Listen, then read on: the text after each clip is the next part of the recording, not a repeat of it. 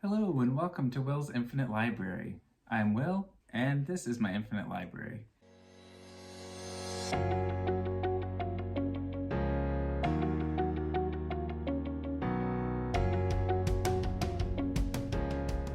I wanted to talk today about a topic that I find quite interesting, which is sci-fi books. And specifically, I wanted to talk about what grips me about sci-fi, and it's usually not the plot or even the characters, but it's these big ideas. And so often there'll be kind of like this one idea in a sci-fi book that will just really grip my imagination or curiosity or sense of wonder, this kind of big idea that I romanticize in my mind and think about. And so I want to go over a few books that have those moments for me where when I think about the book, I think about this one idea, and I love the book for that. And a lot of them stand alone, stand on their own overall as well, but I just can't not think of this one singular thing when I think of them. So I know that doesn't really make a lot of sense, but hopefully it does as I dive in. So let's get started. First up is Ray Bradbury's Fahrenheit 451. And this is kind of a spoiler because it's the end of the book, so I don't know if I should say it, but the book's been out for a while, so if you don't want to be spoiled, and it's not really a plot spoiler, but if you don't want to risk it, skip ahead. So the idea in this book that really grips me and stays with me to this day is this idea of kind of books being vulnerable, I guess, and like the potential for them to be destroyed and burned and banned. And so in this book at the end, spoiler alert here, people take it on themselves to preserve books in their minds, to memorize them, and to become books. And I thought that was just such a cool idea, this idea of being a book and being its keeper. And other books have explored kind of this idea in different ways, but this was the first place where I encountered that idea, and I just thought it was really cool and really stuck with me. Next up is Kurt Vonnegut's Slaughterhouse-Five. And the idea from this book, this is one of the ones that I think holds up throughout, and I think of the whole, like I enjoy the book as a whole, and also this cool idea. And the cool idea in this book is the idea of becoming unstuck in time. So the main character becomes unstuck in time, and what that means is he kind of exists in all the phases of his life at once.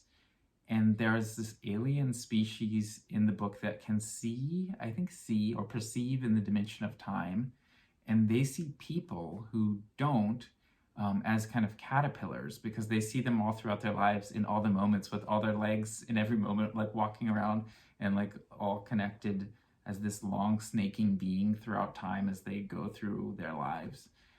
And I just love that idea. I think it's really cool. And I think why the concept is more, I guess, integrated with this book than some of my other examples is because it's central to the plot.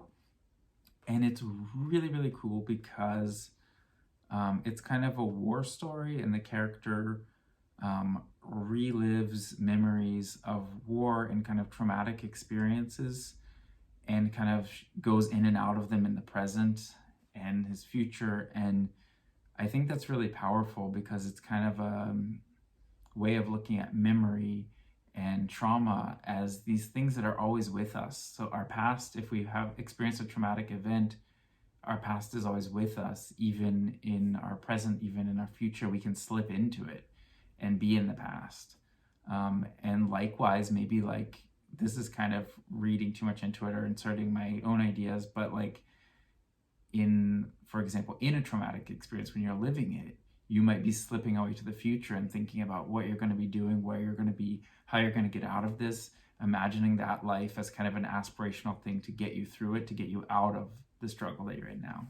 Really cool book, really cool ideas. And next up is Olaf Stapledon's Starmaker. And this is kind of a different example too, because there's not any singular idea in this book that stands out to me, but the whole book is full of these ideas. It's kind of like a list of them almost. And it's kind of difficult and obtuse to read, honestly, but so cool because basically the main character kind of astral projects through the universe and explores just like and observes like as this bodiless being all these different planets and solar systems and galaxies, and it's just kind of a thought experiment about like what other worlds could be out there, how could they exist, what kind of dimensions do we not know about. And it just really felt like the veil of reality was being pulled back for me, and I saw like all these cool possibilities. So it really blew my mind. I really love it, but not one singular idea. The whole thing is kind of is full of these ideas. And next up is Erratics by A.A. Atanasio. I think that's how you say it.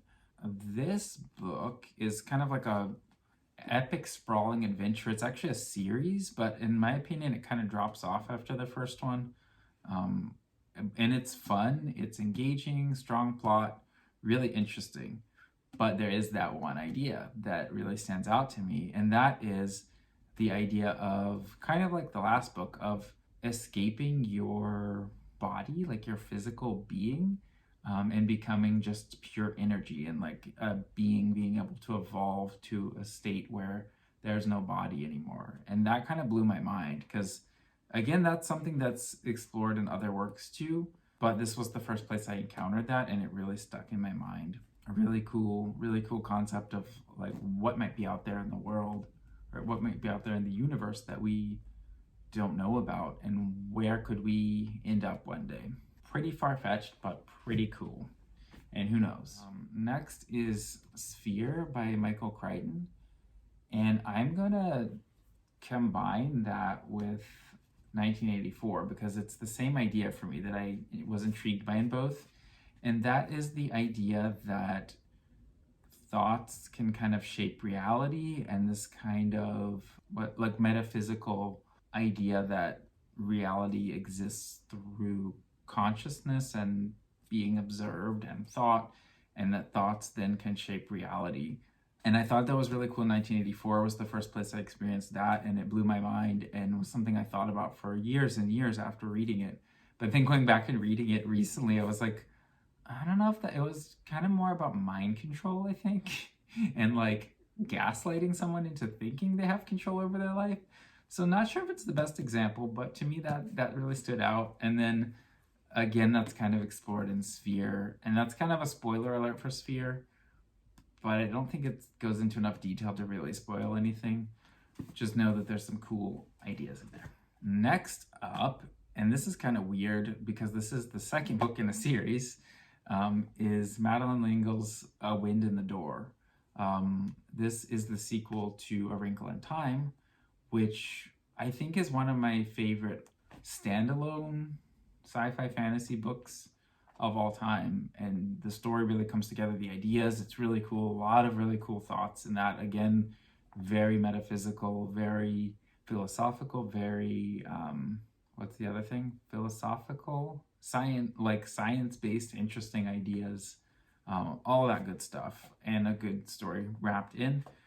But A Wind in the Door introduced a new idea to the series that really blew my mind, and that's why it kind of takes place, or why it kind of takes the place of that book on this list for me, of a single idea that stands out in a story.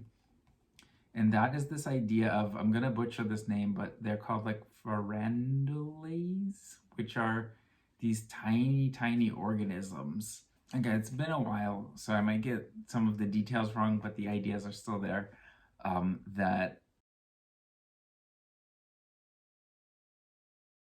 So the pharyngeal are like kind of like living beings inside of the mitochondria of a cell.